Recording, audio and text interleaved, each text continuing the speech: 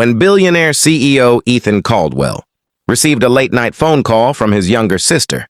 He never imagined it would change his life forever.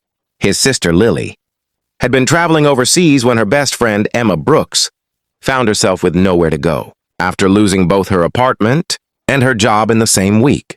Worse still, Emma was caring for her 6-month-old son, Noah, completely alone. "Ethan," Lily pleaded over the phone, "please help her. She's too proud to ask anyone else." Ethan wasn't known for his kindness.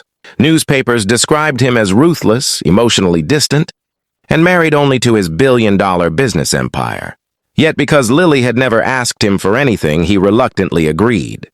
The following afternoon, Emma arrived at Ethan's sprawling estate carrying 2 suitcases, a diaper bag, and a sleeping baby in her arms. She apologized repeatedly for imposing, promising she would leave as soon as she found work. "You don't owe me explanations," Ethan replied. "Stay until you're back on your feet."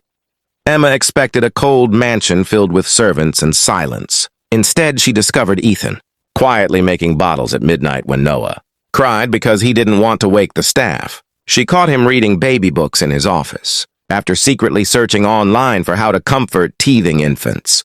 Although he claimed it was only temporary, Ethan slowly rearranged his schedule around the little boy.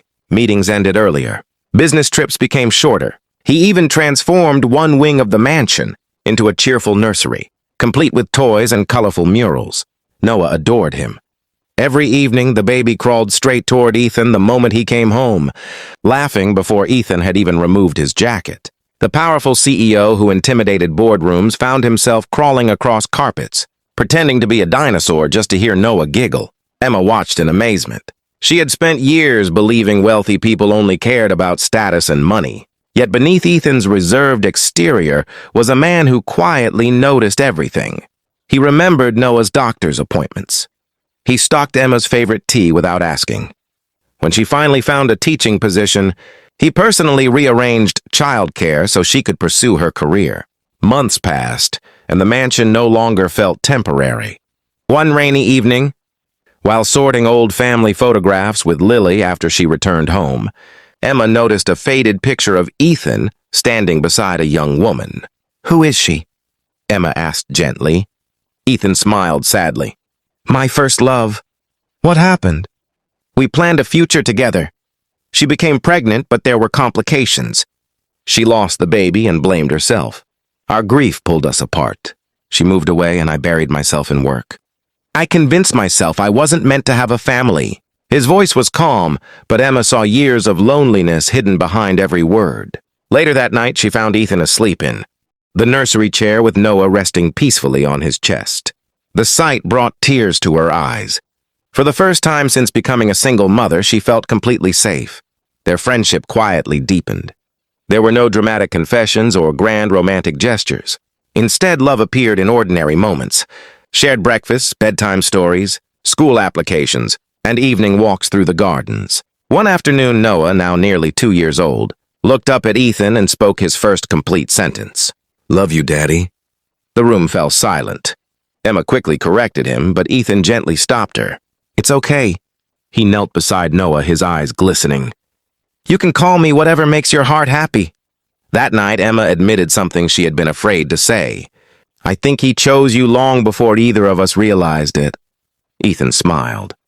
"Maybe I did too." A year later, beneath the same oak tree where Noah had taken his first steps, Ethan asked Emma to marry him. There were no reporters, no expensive fireworks, and no extravagant speeches. Only Lily laughing through happy tears, little Noah clapping excitedly, and a simple promise. "I spent years chasing success," Ethan said softly.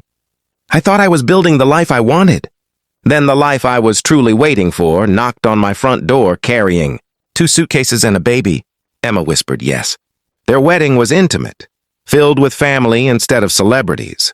During the reception, Noah proudly carried the rings, insisting everyone know that his daddy was the best daddy in the whole world. Years later, Ethan's business continued to grow, but people noticed something even more remarkable. The once distant billionaire became famous not only for his companies, but also for his generosity. He established scholarships for single parents, expanded paid family leave across every business he owned, and funded childcare centers for struggling families. Whenever journalists asked what inspired such changes, Ethan would simply smile toward Emma and Noah. "The greatest investment I ever made," he would say, "was opening my front door." And in that simple act of kindness, a lonely billionaire discovered that the family he had spent years searching for had actually been waiting for him all along.